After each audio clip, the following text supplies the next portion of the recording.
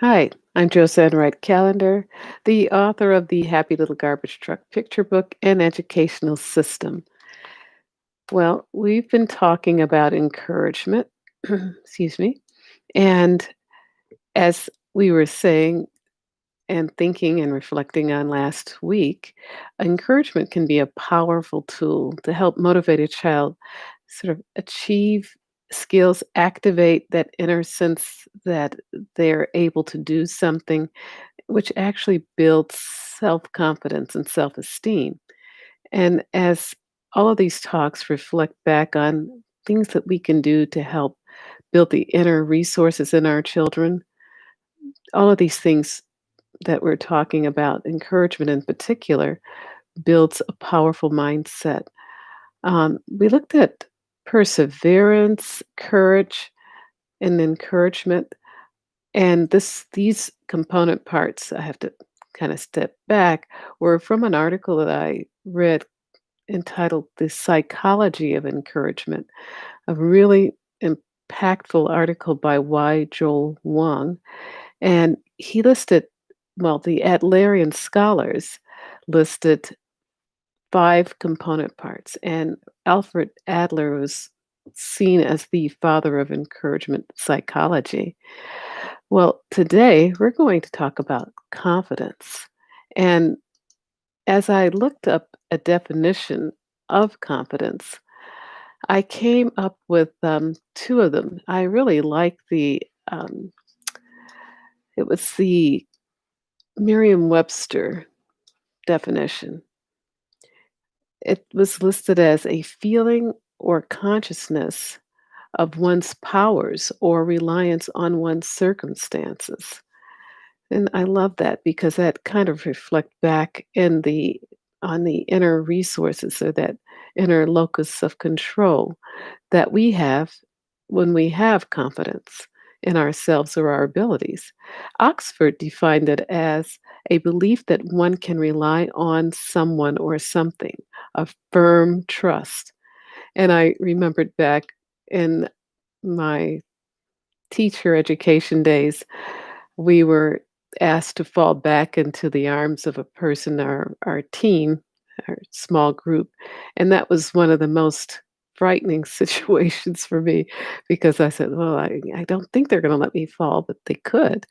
But, as we develop trust in others, it actually is an offshoot of having confidence in ourselves. So over the years, we've had many instances to develop that confidence.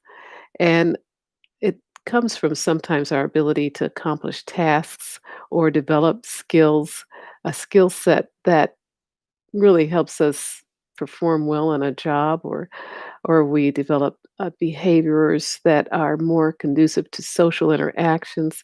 And so we become more and more confident in ourselves and our ability to relate to others, or it's self confidence.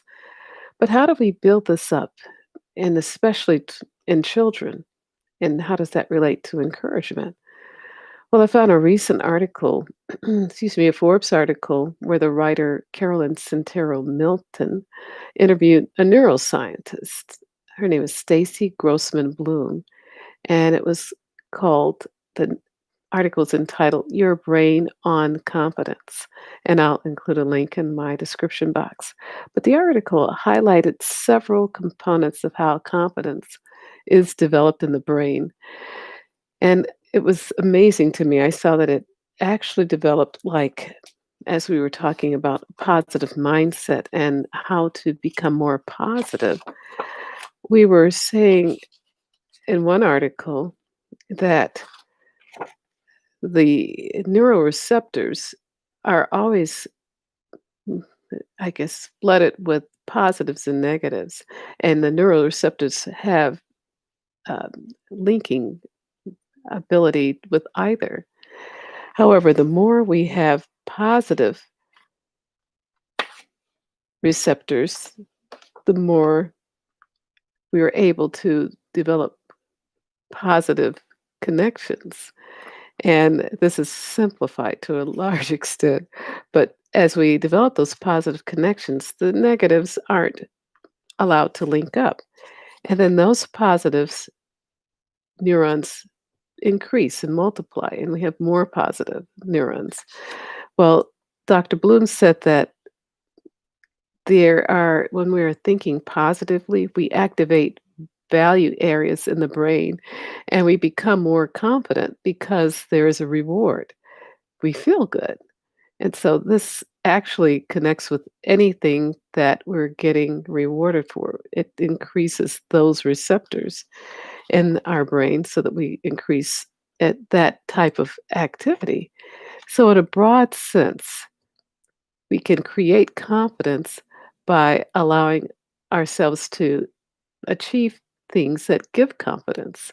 So it allows us to grow daily. There was that article by Tim Dingle where he says you take a success list and every day you're growing because you take a step and you get rewarded by, hey, I made it to the step on my plan.